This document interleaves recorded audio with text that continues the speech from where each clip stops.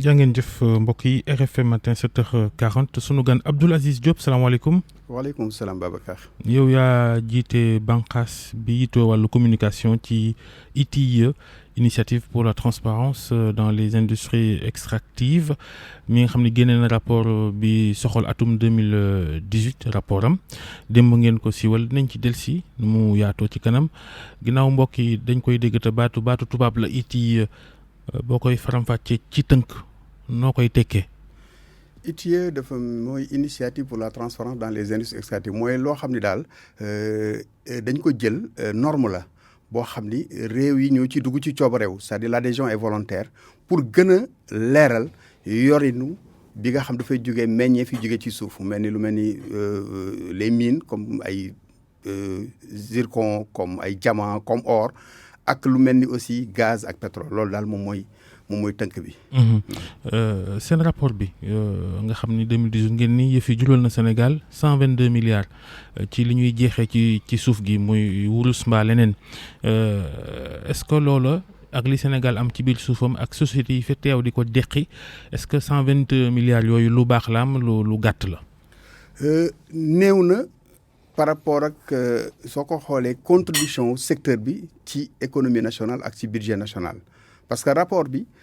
mën nga ma may sax ma tuuti leeral rapport bi naka lañ koy tëggee parce que ITIE kuréel la goo xam ni c'est une autorité indépendante boo xam ni ñi ko tënk ñi ko saytu dañ naan groupe multipartite maanaam état daf ci am ay ndawam société civile ak secteur privé léegi nag am secrétariat technique bi am nag président boo xam ni président moo koy nommé muy présidente Eva Marie Coll Seck léegi autorité indépendante boobu moom mooy saytu tey gouvernance du secteur surtout ci jëm ci wàllu flux financier ci wàllu données de production yi rapport bi benn administrateur indépendant moo ko tëgg administrateur boobu ITIE ñoo koy tànn de manière souveraine rapport bi aussi il est rendu public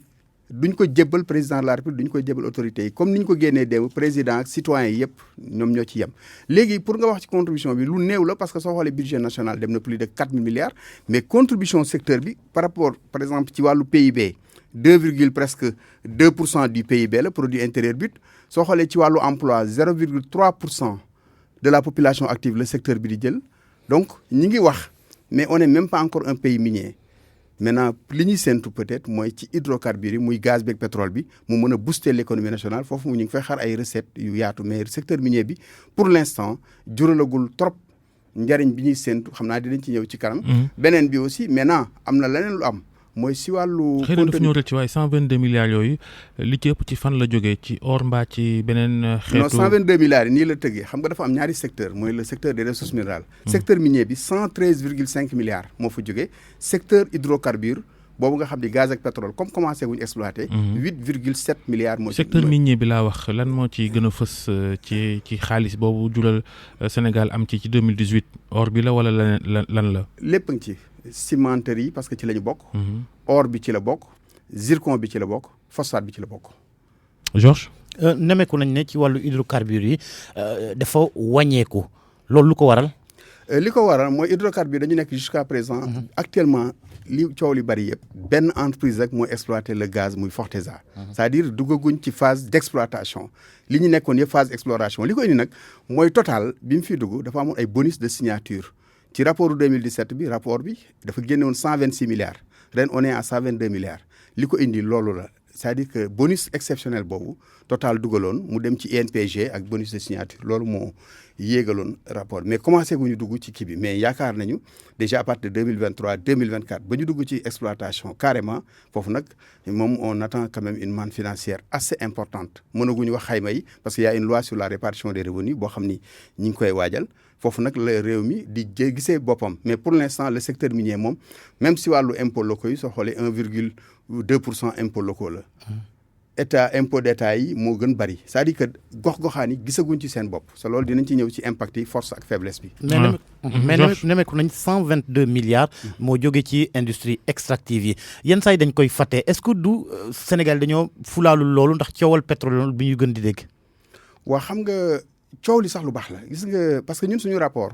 dafa bokk ci exigence yi mooy susciter un débat public informé c'est-à-dire nit ñi di wax ci lu ñu xam di ba xam nga léegi wax sa xalaat dafa yaatu bari na ressources yi peuple bi moo ko moom mais askan soo jëlee dara jox ko constitution bi ñëw droit constitutionnel ne yéen a moom askan yi ce droit là pour ñu exercer ko il faut ñu xam léegi nag accès à l'information ñun soo gisee suñu rapport yi loolu mooy njariñ bi c'est-à-dire jox ko citoyens yi mu nekk non seulement outil de plaidoyer documenté mais décideurs yi aussi mu nekk outil d'aide à la prise de décision presse bi journalistes yi assemblée nationale citoyens de manière simple parce que rapport bi chiffre bi lii mooy li mu génnee mais soo duggee ci biir rapport bi lépp lu secteur bi parce que ñun nataal lañ leen indil maanaam li ñu naan la chaîne de valeur li commencé ci octroi des licences ba distribution des revenus loolu mooy chaîne de valeur ITIE da koy jël en charge beneen bi aussi mooy dañ lay jox information fiable et exhaustive ça veut dire quoi mooy sur toute la chaîne information yi ñuy jël état danaan jot naa nangam ci entreprise yi ne fay nañu nangam état ñu jël administrateur indépendant parce que étude de cadrage bi collecte de données yi benn administrateur boo xam ni le cabinet BDO moo ko yoroon suñ ko collecté ñu méngale ndax li état wax méngoo naag li entreprise yi wax suñu defee loolu ba pare Cour des comptes lépp lu état di wax da koy certifié entreprise yi auditeur externe moo koy certifié moo tax ñun la information fiable et exhaustive léegi nag information yooyu jëluñ ko rek pour mu nekk rapport bu ñu dugal ci site wala bu ñu mais dañu bëgg citoyens yi nga xam ne ñoom ressources yi ñu xool naka la ñuy yore seen ressource parce que waxuñu sax ci wàllu finance les flux financiers li muy jur mais même les données de production soo duggee ci rapport bi na la wax ñaata quantité or ñaata quantité zircon fan la cours or bi toll ak ban njëriñ la am donc loolu lépp rapport bi da koy jël en charge. est-ce que fi nga xam ne fa la ñuy jeexee or beeg ñoom seen jàpp ngeen ni yëf yaa ngi aw ci yoon est-ce que ña koy jeex ñi ngi koy def ci anam bi sartu réew mi tëralee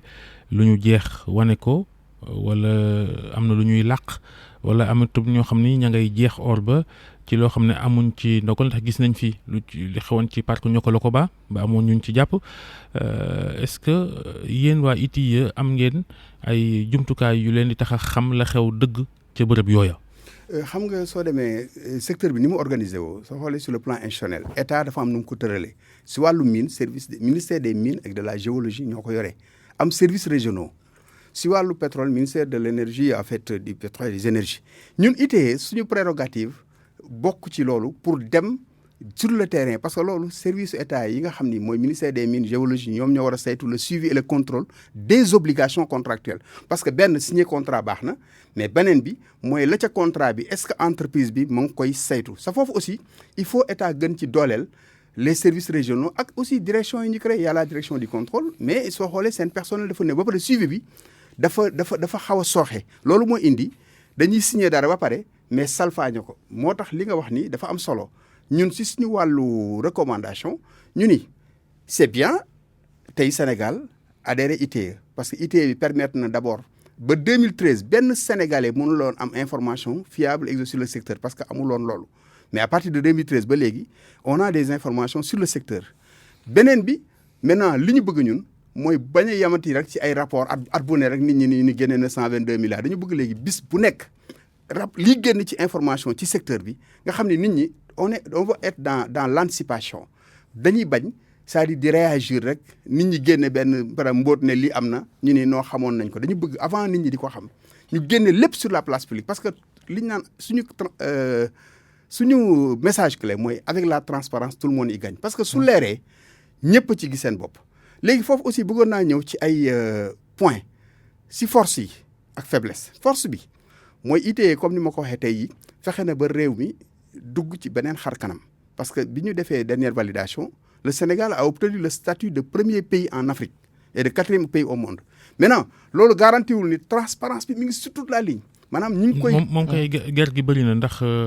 boo demee ci gox-goxaat yi maire yeeg seen i commune ñu ngi jooytu ne ñoom ci seen biir commune dañ fay jeex ay ressources minières te kenn gisu ci sa bopp askan wa dëkk ci wet ga tey la ñu gën a ndóol. pour dëggal li nga wax. Thiès gi nga dëkk sax région de Thiès am na fa ay gox-goxaat boori meewaan ak ñoom seen ñoom it yooyu ñu ngi koy jooytu lu bëri. xam nga loolu li ko indi Thiès mooy première région minière du Sénégal en termes d'implantation et de contribution entreprise yi gën a mag ICS GCO sur le zircon Dangote Ciment du Sahel ña nga fa mais tey contribution secteur bi foofu nag ñoo gën a yëg ne waay moo tax ñun si wàllu impact ba léegi dañu ni l'impact est faible auprès de ces communautés et de ces... Pour la simple raison, d'abord, je exemple. Mine de compétences transférées aux collectivités. Pétrole de compétences transférées. État daf ni askan wee ko moom mais état moo koy saytu au profit de tous. Mais suñu xoolee Sénégal en 2009 dafa am décret bu ñu jëloon le décret 2009-1334 mu tuddee ko fonds de péréquation et d'appui 20% des redevances et des droits fixes dafa delluwaat ci gox-goxaan yi mais Babacar su ma la waxee ba bis ni tey benn dërëm bu jógee ci rente minière bi c'est-à-dire li entreprise yi di fay état collecté ko delluwaatul ci gox-goxaan yi de 2010 à nos jours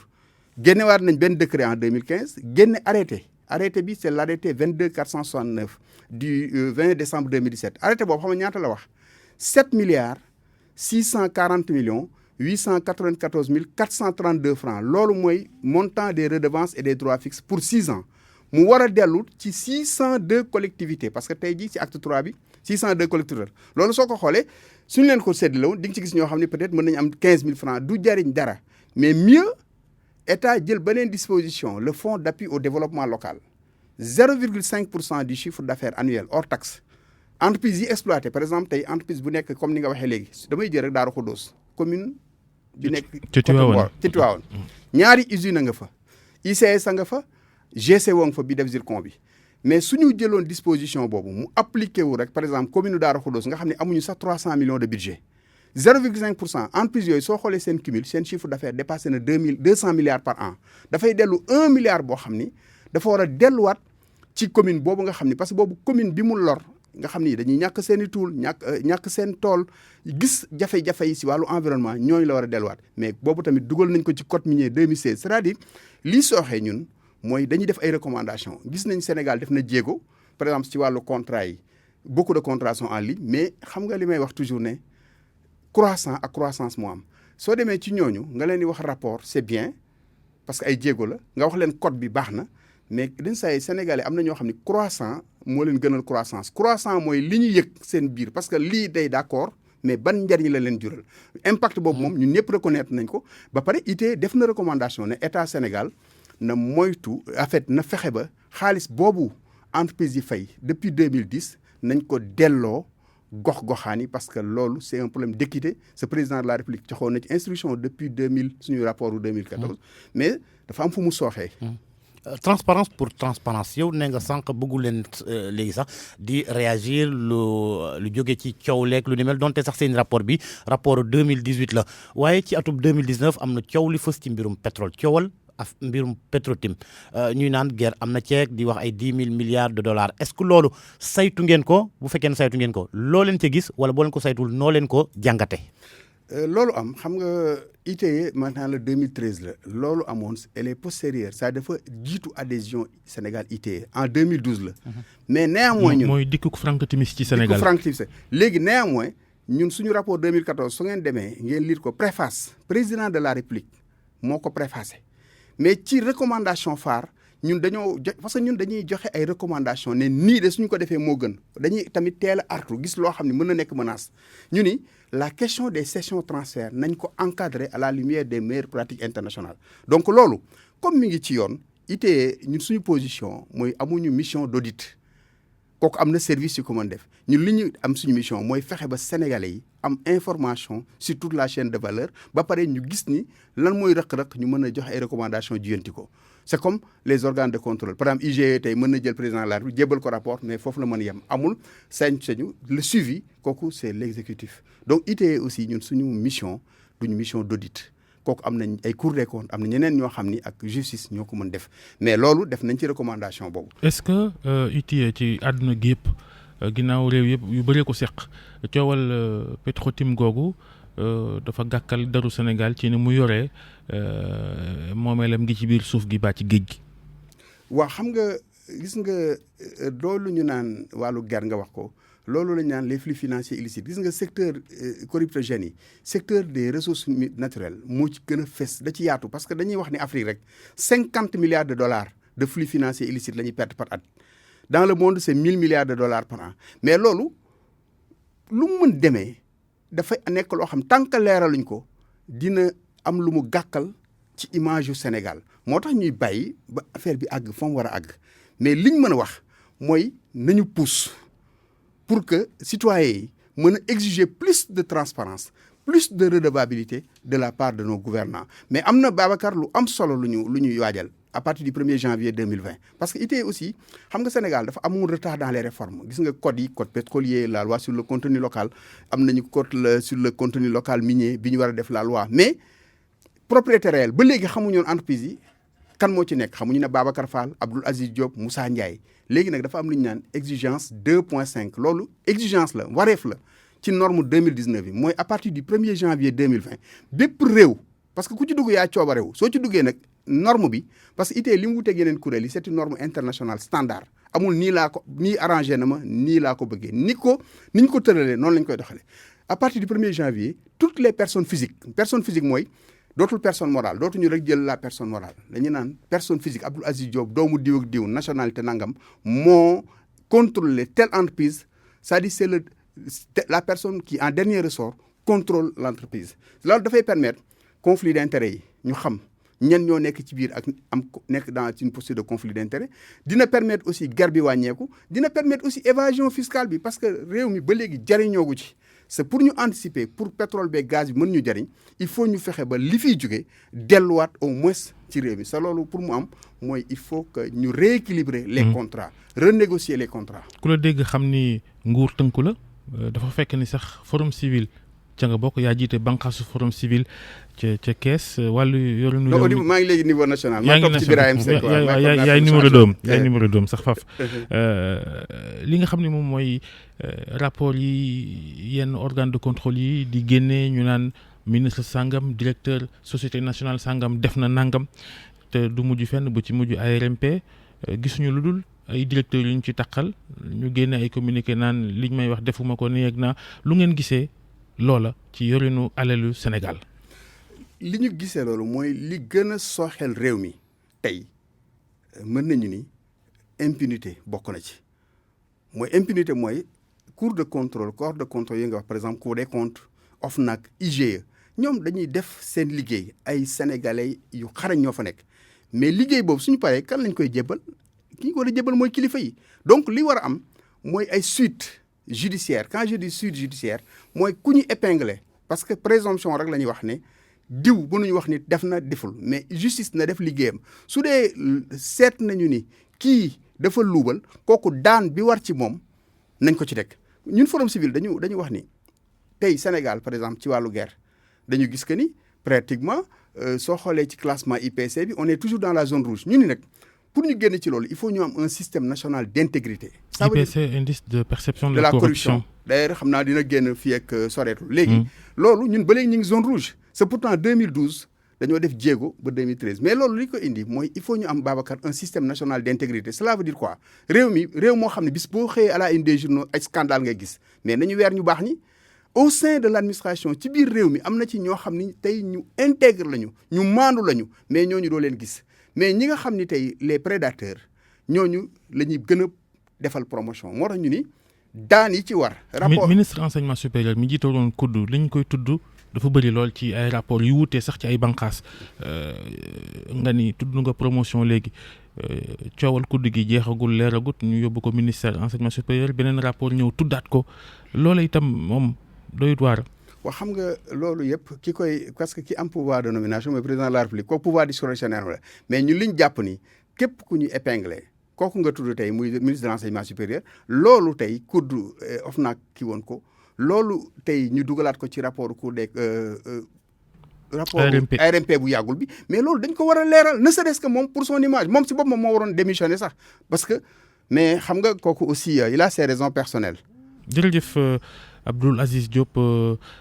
président commission communication rek ma bëgg a tënk rek bu ndaw rek. waaw wax la ni rapport bi. 5 secondes dañu fas yéene dem ci gox-goxaan yi pour dans toutes les régions minières gën ko fësal en langue nationale ak génne benn version pour comprendre pour agir pour que sénégalais yi mën a gën a jëriñoo rapport bi ñu ngi lay sant la gërëm. Thiel si mën nga koo dénk waa ji nga dendal Georges yéen doog jàmm jërëjëf Abdoul Aziz Diop président commission communication bu comité national ITIE jaa ngeen jëf mbokk yi yéen doog jàmm.